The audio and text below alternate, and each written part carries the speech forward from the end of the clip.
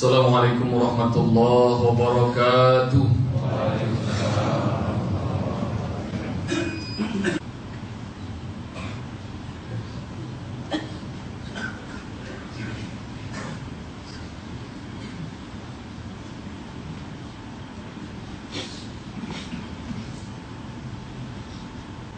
Innal hamdalillah nahmaduhu wa nasta'inuhu wa nastaghfiruhu wa nastahdihi wa na'udzu billahi min shururi anfusina wa min sayyiati a'malina man yahdihillahu fala mudilla lahu wa man yudlil fala hadiya lahu asyhadu an la ilaha illallah wahdahu la syarika lahu wa asyhadu anna Muhammadan 'abduhu wa rasuluhu la nabiyya ba'dahu.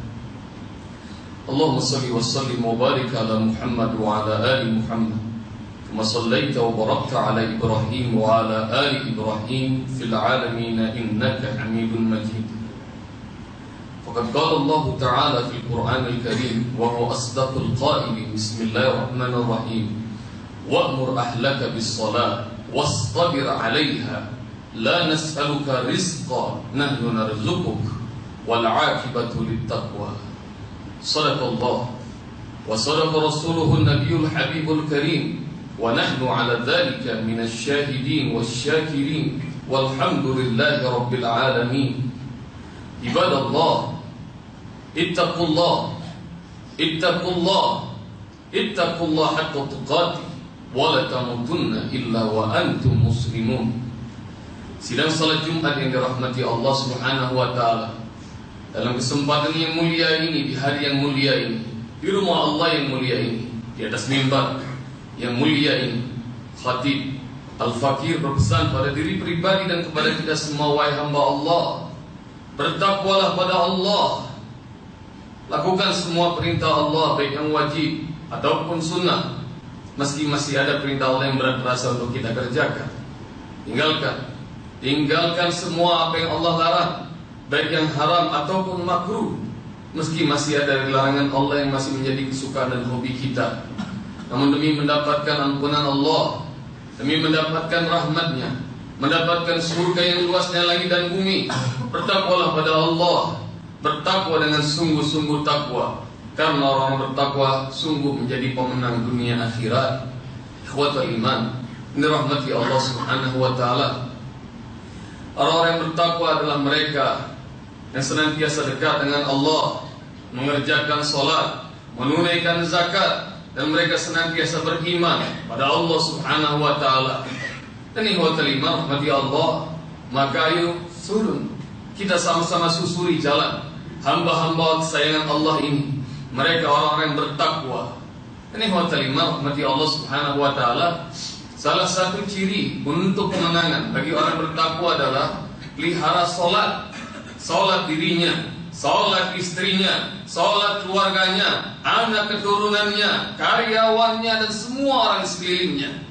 Dalam surat 20 ayat 132 Allah berfirman, wa'mur ahlaka bis salat, perintahkan keluargamu mengerjakan salat, wastabir 'alaiha, bersabar untuk mengajak mereka mengerjakan salat.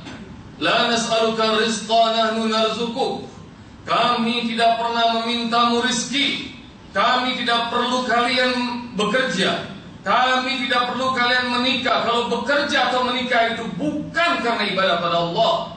Kalian tidak diminta untuk menjadi pegawai, tidak diminta untuk menjadi pejabat, tidak diminta apa-apa. Tapi yang Allah minta dari kita hanya satu, ikhwatul iman, ibadah pada Allah. Jaga salatmu, jaga salat keluargamu. Kami tidak meminta rezeki padamu. Nahnu narzuquk, bahkan kami yang menjamin rezekimu. Wal 'aqibatu littaqwa, dan sungguh kesudahan yang baik, kemenangan terbaik hanya milik orang yang bertakwa.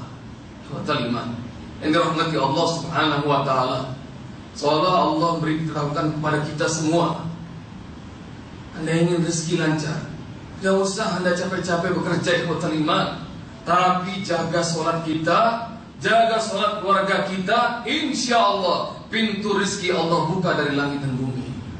Ikhwatul iman, kalau bekerja hanya untuk mencari nafkah, klise, tidak klise. Terlalu banyak hamba-hamba Allah yang berpura-pura bekerja hanya untuk mencari nafkah. Seorang sahabat saya, ikhwatul iman, rahmati Allah, berduduk. Saya seorang pengusaha IO, Ustaz. Kerjanya siang jadi malam, malam jadi siang. Allah Subhanahu wa Ta'ala takdirkan kepada saya, Allah kasih istri yang soleha untuk saya meskipun saya sudah meninggalkan sholat puluhan tahun. Saya diberikan keturunan satu orang, Ustaz, anak laki-laki. Alhamdulillah saat itu usianya 10 tahun. Khotaliman rahmati Allah Subhanahu wa Ta'ala. Kerja sahabat ini adalah dugem setiap hari. Pekerjaannya pun juga melayani orang untuk urusan dugem. Jadi khotaliman rahmati Allah Subhanahu wa Ta'ala, kalau Anda bertanya pada dia saat itu, kenapa pilih pekerjaan seperti ini? Jawabannya klise, mencari nafkah untuk rumah tangga, untuk keluarga yang ditinggalkan di rumah. Khotaliman rahmati Allah Subhanahu wa Ta'ala.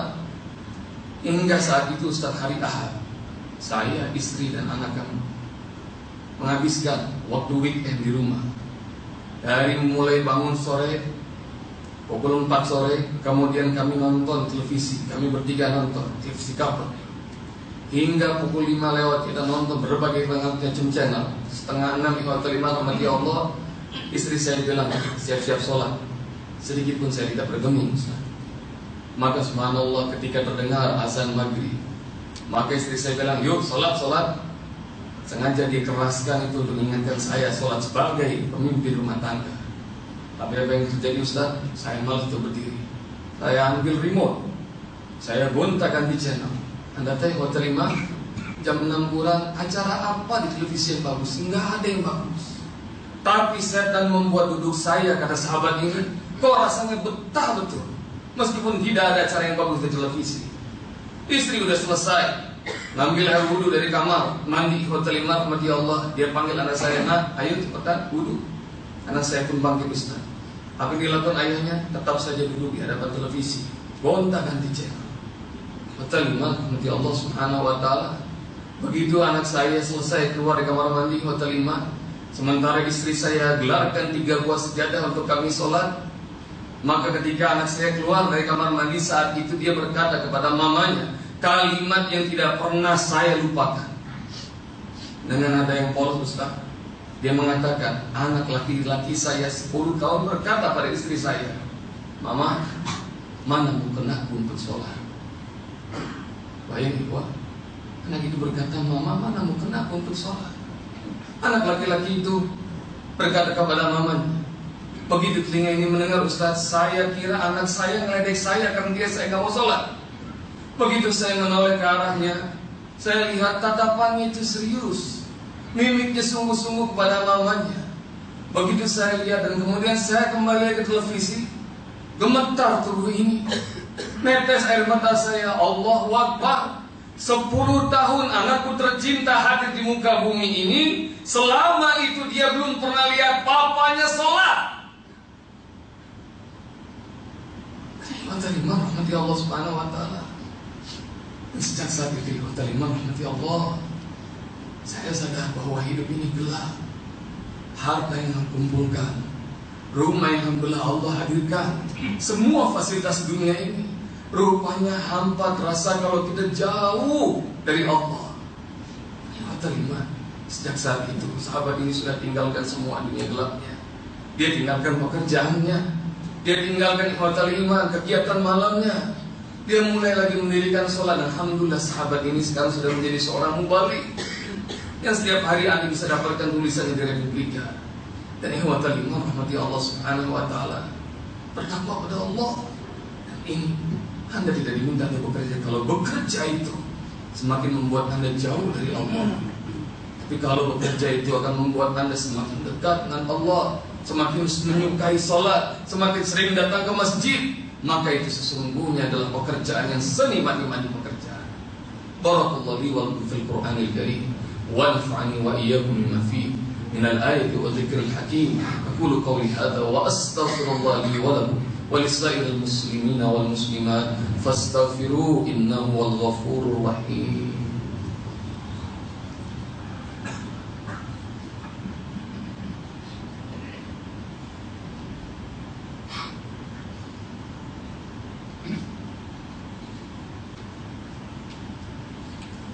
Alhamdulillah Rabbil Alamin hamdan yu'afi ni'amahu wa yukafi mazimah Ya Rabbana lakal hamdu kama yanbaghi li jalali wajhika wa li'azimi sultanik. Allahumma salli wa sallim wa barik ala Muhammad wa ala ali Muhammad kama sallaita wa barakta ala Ibrahim wa ala ali Ibrahim fil alamin innaka Hamidul Majid. Ibadallah, ittaqullah haqqa tuqatih wa la tamutunna illa wa antum muslimun. Ikhwatul iman, manusia itu tempatnya salah dan lupa. Saya, Anda, kita semua tidak luput dari dosa. Tidak mengira bahwa apa yang kita lakukan selama ini barangkali adalah yang terbaik. Pun begitu ikhwatul iman, rupanya banyak sekali kekeliruan yang kita lakukan. Kita mengira ikhwatul iman, ya Allah, ruku, sujud, berzikir, tasbih adalah pekerjaan yang obsolet, pekerjaan yang kuno, tidak memberikan manfaat apa-apa dalam hidup kita. Tidak, wah, perkara ini sudah terjadi sejak bumi ini diciptakan oleh Allah, bahwa orang-orang yang tunduk kepadanya pasti mereka akan menang dunia dan akhirat. Sementara yang keluar dari jalurnya, yang mencari jalan selain jalan Allah, mereka akan menyesal, membanggakan dunia lalu melupakan akhirat. Dan subhanallah, walal akhiratu khairun laka minal ula.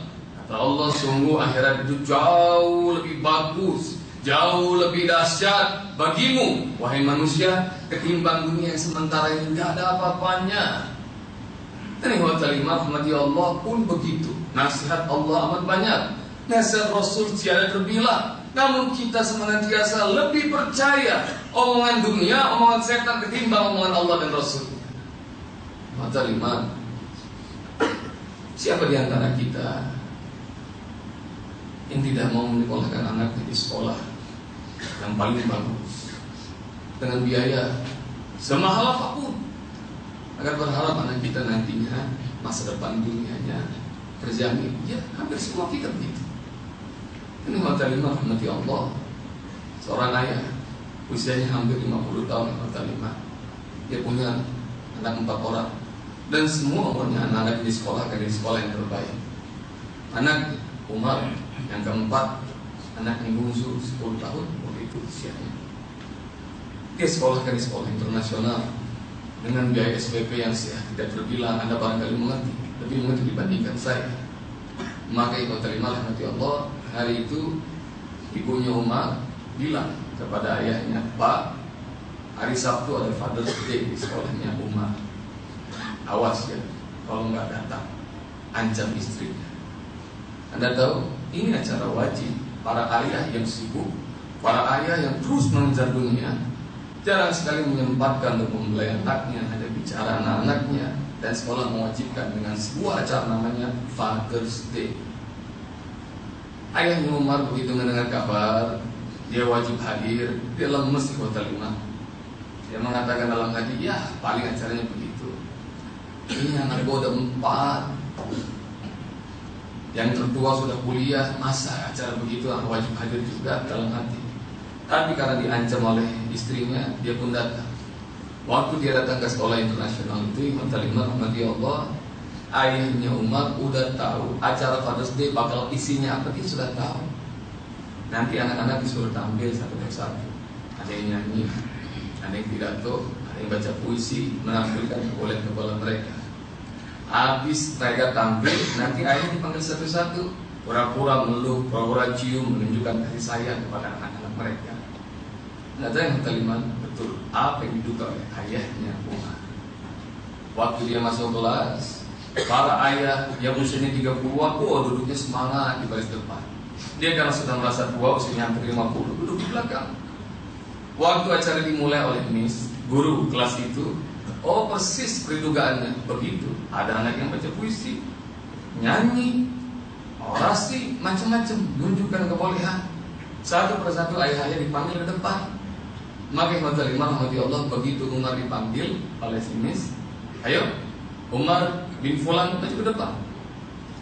Ayahnya Umar di belakang langsung keluarkan BB-nya. Mulai BB, dia malu, paling anak saya cuma nyanyi doang. Tahu terima rahmati Allah Subhanahu wa taala. Maka Umar begitu tampil ditanya nulisnya, "Kamu menampilkan apa, Nah?" "Boleh aku panggil Ustaz Arif?" "Miss." Oh boleh, silakan.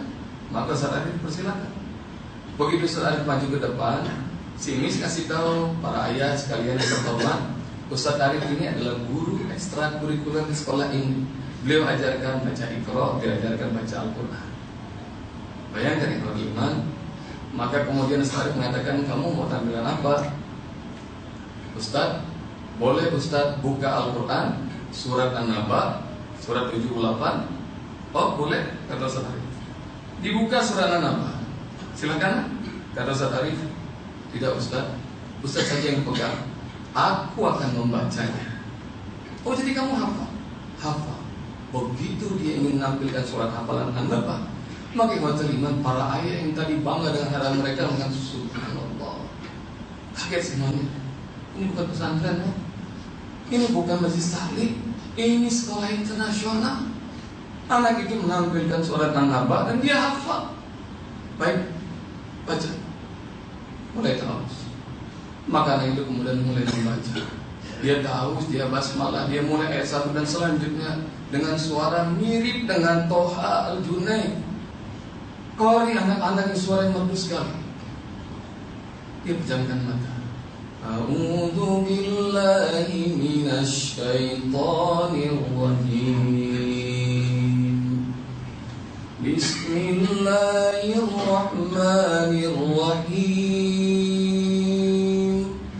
Amma yatasaalun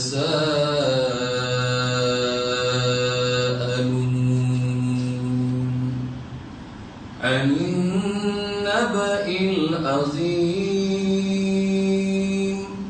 alladzi hum fihi mukhtalifun kalla saya'lamun kalla saya'lamun. Saudara bilang, stop nak, pindah ke ayat 17. Umar meneruskan, pindah nak ke ayat 21, pindah nak ke ayat 31. Dan subhanallah ikhwan, saat itu para ayah mata mereka mulai meleleh. Tadinya mereka bangga dengan anak-anak mereka yang menampilkan segala kemampuan duniawi. Saat itu tiba-tiba semuanya berkeinginan ingin punya anak seperti Umar. Ini matalimah rahmati Allah. Begitu Umar membacakan ayat ke-40, ayat terakhir, Inna anzarnakum azaban qariba Yawma yanzurul mar'u ma qaddamat yadahu wa yakunul kafiru ya laitani kuntu turaba. Wah, ayahnya Umar belum dipanggil namanya oleh Miss. Tiba-tiba dari belakang berdirilah si ayah, langsung lari menghambur, dia peluk anaknya. Maka terjadi drama sinetron Ikhwatul Iman di kelas itu. Si ayah bersimpu, dia peluk anak dan dia cium. Dan Ikhwatul Iman, nanti Allah Subhanahu wa taala, lihat Al-Quran amat membanggakan, ketakwaan amat membanggakan. Maka Ikhwatul Iman, rahmati Allah Subhanahu wa taala, usai mereka berdua pelukan, mereka menangis. Maka kemudian tatkala sudah berdiri ayahnya, ditanya oleh si Miss, Umar, apa yang membuatmu ingin membacakan surat An-Naba di hadapan kami semua? Maka Umar yang polos mengatakan, Miss, Ustaz Arif mengajarkan aku waktu aku malas ngaji. Jangan malas ngaji Umar, rajin-rajin baca Al-Quran, baca dan hafalkan. Karena Al-Quran ini akan membuat orang tuamu bangga. Allah akan berikan mahkota dari cahaya dan jubah kemuliaan untuk ayah dan ibumu. Karena Rasulullah SAW bersabda, siapa yang membaca Al-Quran, man qara Al-Quran wa amila bima fi, albasallahu walidahu tajan min nur yaumal qiyamah. Siapa yang baca Al-Quran lalu mengamalkannya, Allah akan berikan kedua orang tuanya mahkota dari cahaya, dan cahaya itu jauh lebih terang daripada cahaya mentari dunia. Para sahabat kaget dan bertanya, "Ya Rasulullah, hadza lil qari, hadza li abawaihi, wa madza lil qari?" Ya Rasul, itu buat kedua orang tuanya. Lalu bagaimana pahala yang Allah kasih buat anak itu? Maka kemudian Rasulullah SAW tersenyum. "Wa lil qari." Anda bisa bayangkan betapa dahsyatnya pahala yang Allah kasih buat anak yang membaca dan mengamalkan Al-Quran. Maka yang iman, Umar melanjutkan, usai mendengar tutur Ustaz Arif itu, aku ingin membuat bahagia, aku ingin menjadi kebanggaan orang tuaku nanti di akhirat dengan memakaikan mahkota cahaya, jubah kemuliaan untuk mereka berdua. Watalimah mati Allah, nangis lagi ayahnya Umar. Dan ketika itu ayahnya Umar kemudian mengatakan, "Ini izinkan saya boleh bicara sebentar." "Oh silakan Pak, silakan." Dia mengucap salam dan dia berkata, "Para ayah yang beriman, saya amat mengerti bahwa kita semua menyekolahkan anak kita di sekolah ini bukan perkara mudah. Bukan perkara mudah. Saya tahu dan kita semua tahu, kita paksakan diri untuk menyekolahkan anak kita di sini agar masa depan anak-anak kita terjamin." Subhanallah, Masya Allah, Tabarakallah. Hari ini saya merasa bangga luar biasa. Rupanya bukan saya memikirkan nasib anak saya bagaimana di masa depan nanti, namun hari ini Umar anakku, kebanggaanku, dia sudah memikirkan bagaimana nasibku dan istriku nanti di akhirat. Nah, ayah bangga padamu. Maafkan ayah tidak pernah mengajarkan ini di rumah. Iman dirahmati Allah Subhanahu wa ta'ala. Man laysa al-Quran fi jawfihi kal baitil kharab. Rasulullah sallallahu alaihi wasallam mengancam, siapa orang yang di rongga dadanya tidak ada sedikit pun, secuil pun cahaya Al-Quran, Al-Quran tidak pernah dibaca, Al-Quran tidak pernah diamalkan, kal baitil kharab, seperti rumah yang bobrok. Periksa hidup kita, periksa keluarga kita. Akankah Anda terus akan mengejar dunia yang klise, sementara akhirat jauh lebih dahsyat daripada dunia ini? Maka bagi Allah, saya berdoa semoga Allah jadikan kita semuanya menjadi orang-orang yang bertakwa, orang-orang yang beruntung dunia dan akhirat, dengan ampunan Allah, dengan rahmatnya, dengan kasih sayangnya dan keberkahan yang banyak. Bismillahirrahmanirrahim. Wal asr, innal insana lafi khusrin illa alladziina amanu wa 'amilus shalihat wa tawassaw bil haqqi wa tawassaw bis sabr. Dengan nama ya Allah yang Maha Pengasih lagi Maha Penyayang. Demi masa, sungguh kami semua manusia, hamba-hambamu seluruhnya merugi ya Allah, kecuali di antara kami yang mau beriman, mau melakukan amal soleh, lalu saling menasihati dalam kebaikan, saling menasihati dalam kesabaran. Bismillahirrahmanirrahim. Alhamdulillahi Rabbil Alamin. Allahumma salli ala Muhammad wa ala ali Muhammad. Allahumma ighfir lil muslimina wal muslimat wal mu'minina wal mu'minat al-ahya'i minhum wal amwat bi rahmatika ya arhamar rahimin. Allahumma ighfir lil muslimina wal muslimat wal mu'minina wal mu'minat al-ahya'i minhum wal amwat bi rahmatika ya arhamar rahimin. Rabbana zalamna anfusana wa illam taghfir lana wa tarhamna lanakunanna minal khasirin. Allahumma ati nufusana taqwaha wa zakkiha anta khairu man zakkaha anta waliyuha wa maulaha. Ya Allah, jadikan kami semua menjadi hamba-hambamu yang beriman, jadikan kami menjadi hamba-hambamu yang bertakwa. Menangkan kami ya Allah untuk mendapatkan ampunanmu, mendapatkan rahmatmu, mendapatkan keridhaanmu. Ya Allah, jadikan diriku, diri kami semua, anak keturunan kami adalah orang-orang yang menegakkan salat. Rabbana atina fid dunya hasanah wa fil akhirati hasanah wa qina adzabannar. Ibadallah, innallaha ya'muru bil adli wal ihsan wa ita'i dzil qurba wa yanha 'anil fahsya'i wal munkari wal baghi ya'idukum la'allakum tadhakkarun. fadhkurullaha yadhkurkum washkuru ala ni'amihi yazidkum was'alu min fadlihi yu'tikum wa la dzikrullahi akbar. Aqimis shalah.